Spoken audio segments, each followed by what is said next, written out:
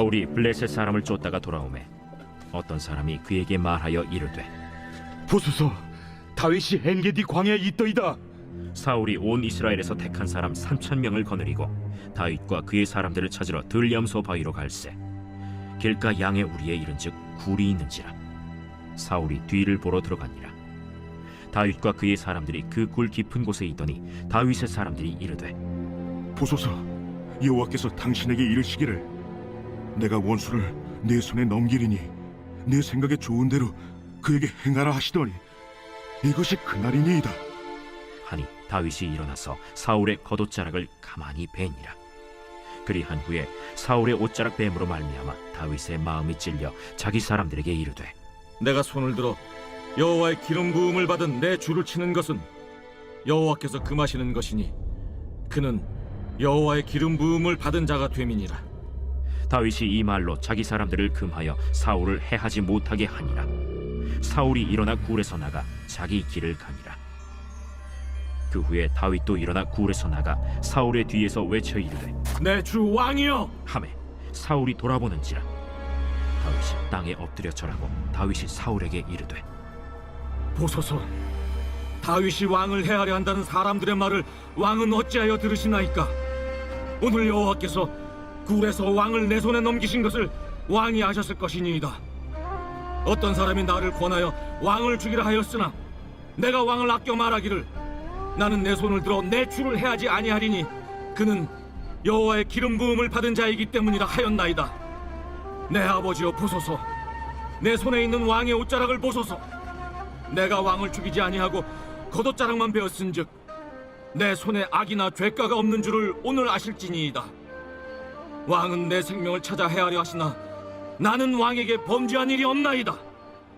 여호와께서는 나와 왕 사이를 판단하사 여호와께서 나를 위하여 왕에게 보복하시려니와 내 손으로는 왕을 해하지 않겠나이다. 옛 속담에 말하기를 악은 낙인에게서 난다 하였으니 내 손이 왕을 해하지 아니하리이다. 이스라엘 왕이 누구를 따라 나왔으며 누구의 뒤를 쫓나이까? 죽은 개나 벼룩을 쫓음이니이다. 그런즉 여호와께서 재판장이 되어 나와 왕 사이에 심판하사 나의 사정을 살펴 억울함을 풀어주시고 나를 왕의 손에서 건지시기를 원하나이다. 할렐루야. 오늘 함께 예배를 드리는 우리 믿음의 성도님들의 삶의 자리마다 하나님 주시는 은혜와 역사가 함께하는 귀한 이 예배의 시간이 되기를 간절히 소망합니다. 이해할 수 없는 일, 이해할 수 없는 가르침, 이해할 수 없는 삶이 있습니다. 성경을 읽어보면 성경이 우리에게 요구하는 삶의 모습과 또 가르침이 그렇습니다. 세상적인 시각과 기준을 가지고 보면 성경은 온통 이해할 수 없는 일들로 가득 차 있습니다. 예수님의 몸소 보여주신 삶의 모습도 그렇지 않습니까? 예수님은 분명 메시아로 이 땅에 오셨습니다. 그러나 창조주로서의 삶을 살아가기보다 가난한 자, 멸시와 천대를 받는 자, 상처 입은 자, 병들고 버림을 받은 자, 낮은 자 등과 같이 갈대와 같이 상한 자들과 함께하는 것을 볼 수가 있습니다. 그리고 그들과 함께 먹고 마시는 모습을 우리는 성경을 통해 볼 수가 있죠. 신이지만 피조물에 의해 고난을 받고 십자가에 달리시는 일도 쉽게 이해할 수 없는 삶의 모습입니다. 이러한 이해할 수 없는 삶을 사신 예수님의 가르침도 마찬가지입니다. 눈은 눈으로 이는 이로 갚지 말며 오른뺨을 치며 왼뺨을 돌려내며 고발하며 속옷을 가지고자 하는 자가 있으면 겉옷까지 벗어주고 또 억지로 오리를 가자고 하며 심리를 동행하며 구하는 자에게 주고 꾸고자 하는 자를 거절하지 말며 이웃을 사랑하며 원수를 미워하지 말고 오히려 박해하는 자들을 위해 기도하며 나를 미워하는 자에게 오히려 선대하는 삶을 살아가라고 말씀하시는 것을 볼 때 이것은 우리가 알고 있는 세상적인 상식과는 너무나도 먼 삶의 모습입니다.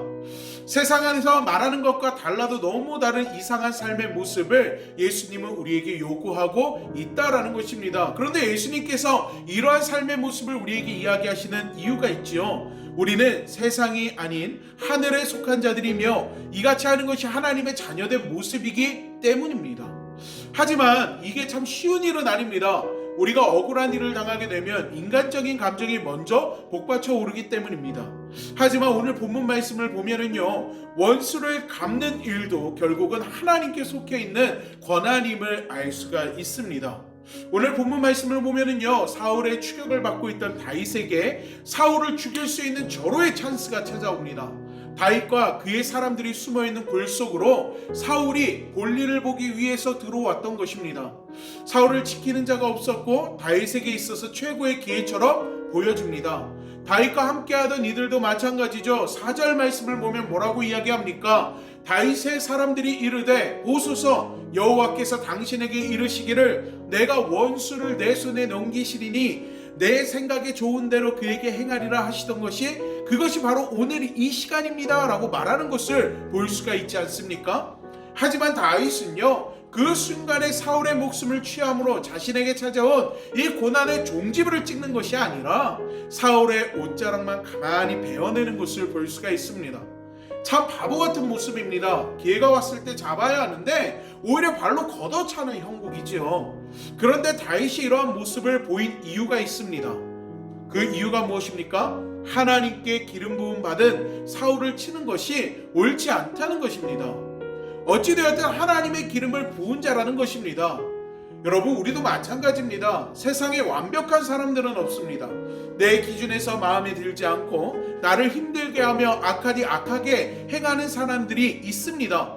하지만 예수님의 마음을 품고 하나님의 눈으로 바라보면 그들 역시 하나님이 사랑하는 사람들이라는 것을 알 수가 있습니다. 세상에서 말하는 원수 갚음의 개념 역시 마찬가지입니다. 눈에는 눈으로 이에는 이로 하라는 세상의 가르침은 결국 내 기준으로 사람을 정죄하는 것밖에 되지 않습니다. 예전에 누군가의 신고로 주정차 위반 벌금을 낸 적이 있습니다.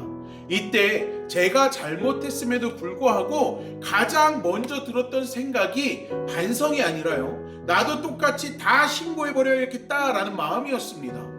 그런데 저와 같은 생각을 가지고 있는 사람들이 의외로 많이 있더라고요. 즉, 누군가의 신고가 법을 지키는 계도의 목적이 아닌 또 보복성을 띤 또 다른 신고로 이어지게 된다는 것입니다.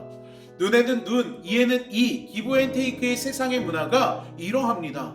하지만 다윗은 이 일을 하나님께 맡겼습니다. 하나님이 기름 부으셨으니 하나님이 이 일을 해결해 주실 것이라고 믿는 다윗의 모습은 예수님의 말씀을, 또 예수님의 가르침을, 또 예수님의 삶을 돌이켜보게 만듭니다. 어쩌면 다윗은 사울을 살려준 이 시간을요, 후회했을지도 모릅니다. 더 이상 도망자로 살아가지 않아도 될 이 순간에 이 기회에 대한 미련이 남아 있었을지도 모릅니다. 저라면 아마 그랬을 것 같아요. 왜냐? 이날 이후에도 사울은 여전히 다윗을 죽이려고 했으니까요. 하지만 중요한 것은 하나님은요, 이 일을 한 다윗을 기뻐하셨다라는 사실입니다. 하나님의 사람은요, 자신의 미래와 생사를 스스로 계획과 생각으로 이끌어가는 사람이 아닙니다. 하나님께 맡기고 하나님이 행하실 일들을 믿고 의지하는 것이 바로 하나님의 사람입니다. 다윗이 하나님의 주권을 인정하고 순종했을 때 하나님이 그를 이스라엘의 왕으로 세우셨듯이 성도는 하나님께 자신의 삶을 온전히 내어 맡김으로 하나님이 행하시는 일들을 경험할 수 있어야 한다라는 것입니다. 다윗이 자신의 이해관계를 떠나 하나님의 말씀에 순종하는 것을 삶의 원칙으로 삼고 실천했습니다. 이는 하나님의 뜻에 순종해 십자가를 지신 예수님과 같이 하나님의 주권을 인정하는 믿음입니다. 사랑하는 믿음의 성도 여러분, 이 시간 오늘 말씀을 나누는 이 가정 예배를 통해서요, 여러분 마음 가운데도 이러한 믿음이 함께하기를 간절히 소망합니다. 삶 속에서 하나님의 주권을 인정하고 내가 하는 것이 아니라, 내 생각에 앞서는 것이 아니라, 내 계획이 우선이 되는 것이 아니라 하나님의 말씀에 순종하며 하나님의 뜻을 따라서 살아갈 수 있는 여러분이 되기를 간절히 축원합니다. 그렇게 될 때 하나님께서 하나님의 방법을 통해서 하나님의 살아계심을, 또 하나님이 우리의 하나님 되심을 여러분의 삶 가운데 온전히 나타내 주실 줄로 믿습니다. 우리 함께 기도하도록 하겠습니다. 사랑의 하나님, 우리의 인생의 걸음걸음을 주님께 맡깁니다. 우리가 내리는 그 걸음 가운데 주님 함께 하시며 하나님의 방법과 하나님의 섭리와 하나님의 계획 속에서 우리의 인생을 이끌어가 주시옵소서. 오늘 다윗은 인간적인 생각을 가지고서 사울을 해하려고 하지 아니하고 하나님께서 기름 부으신 자이니 하나님께서 그를 또한 심판하실 것을 믿고 맡기는 모습을 볼 수가 있습니다. 인간의 생각으로는 사울을 죽이고 이 고난의 종지부를 찍는 것이 옳은 것처럼 보이지만 보이지만 하나님, 이 다윗은 인간의 생각을 따라서 자신의 계획을 따라서 눈앞에 보이는 현실 속에서 타협한 것이 아니라 먼저 하나님께 맡기고 하나님이 행하실 일들을 기대하며 나아가는 것을 오늘 말씀을 통해서 볼 수가 있었습니다. 하나님, 우리에게도 이러한 다윗의 믿음을 허락하여 주시사 한 주간의 삶의 모든 자리에서 하나님의 주권을 인정하고 하나님이 행하실 일들을 기대하며 하나님께 모든 것을 내어 맡기며 나아갈 수 있는 저희들이 되게 하여 주시옵소서. 그리하여서 우리의 삶 속에 행하시는, 우리의 삶 속에 역사하시는 하나님의 그 크고 놀라운 일들이 우리의 삶을 통해서 이 땅 가운데 온전히 증거되고 나타내어질 수 있도록 주님 도와주시옵소서. 주님께서 이 시간 함께 예배를 드리는 우리 믿음의 성도들의 삶을 주의 두 손으로 굳건히 붙들어 주시길 간절히 소망하며 예수님의 이름으로 기도하옵나이다. 아멘.